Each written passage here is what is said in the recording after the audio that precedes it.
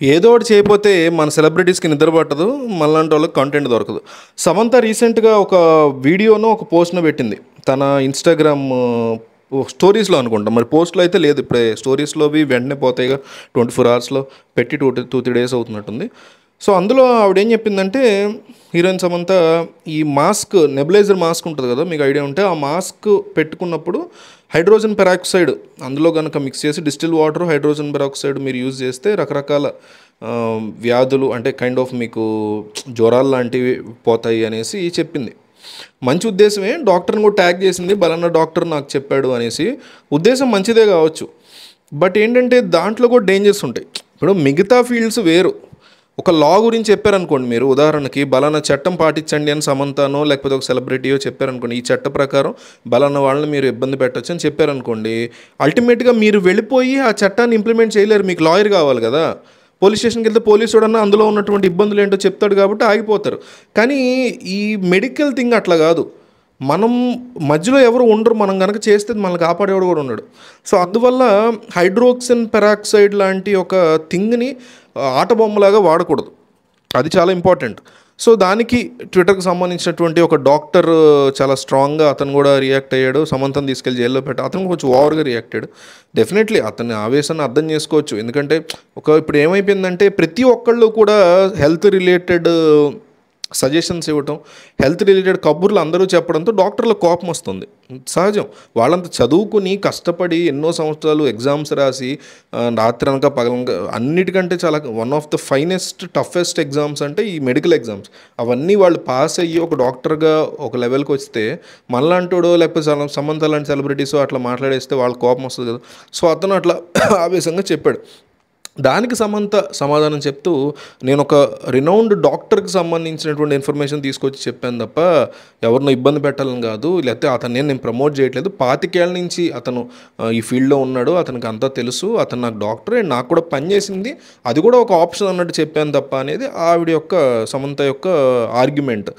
అయితే నా పాయింట్ ఏంటంటే, ఆ వీడియోలో లేదా ఆ పోస్ట్లో చాలా స్పష్టంగా ఏం రాసిందంటే, it is also an option. ఏమని, ఈ డిస్టిల్డ్ వాటర్ లేదంటే డిస్టిల్ వాటర్లో ఈ హైడ్రోజన్ పెరాక్సైడ్ కనుక కలుపుకుంటే మీకు పిల్స్ కూడా అవసరం ఉండదని చాలా స్పష్టంగా రాశారు. చదివి వినిపిస్తూ ఉండండి.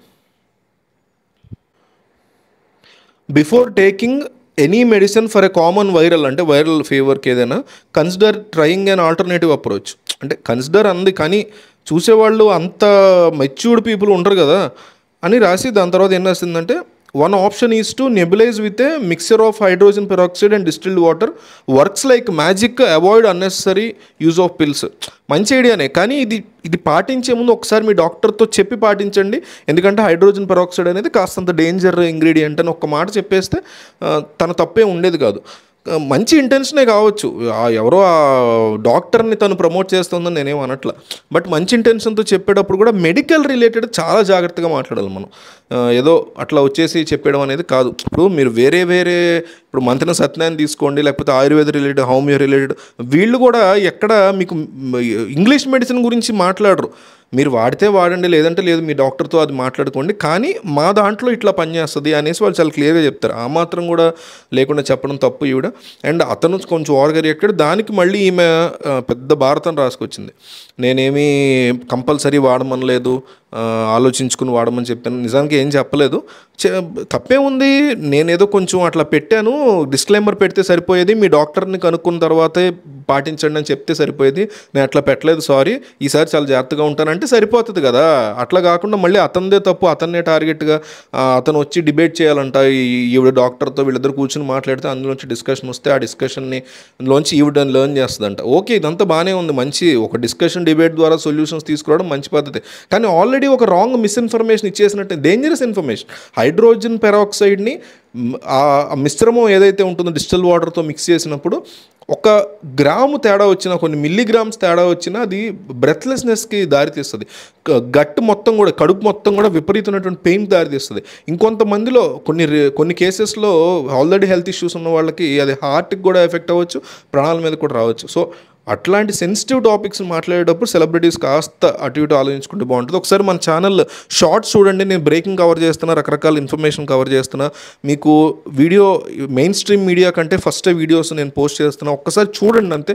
చూసిన తర్వాత సబ్స్క్రైబ్ చేసుకోవాలని మీకు అనిపిస్తే, మీకు మంచి ఇన్ఫర్మేషన్ ఉంది చేసుకోవాలనిపిస్తే మాత్రం విత్ బెల్ ఐకానే చేసుకోండి. మీరు ఆల్రెడీ సబ్స్క్రైబ్ చేసుకున్న వాళ్ళైనా కూడా బెల్ ఐకాన్ కంపల్సరీ కొట్టండి. ఎందుకంటే దానివల్ల మీకు వీడియో పోస్ట్ చేయగానే వస్తుంది. లేదంటే ఎప్పుడో మీరు కూడా జెమినీ న్యూస్ లాగా తర్వాత ఎప్పుడో చూడాల్సి ఉంటుంది. సో ఒక్కసారి ఛానల్ షార్ట్స్ అయితే చూడండి, సబ్స్క్రైబ్ చేసుకోకపోయినా పర్లేదు, బట్ ఒక్కసారి వెళ్ళి షార్ట్స్ అయితే ఒకసారి చూడండి.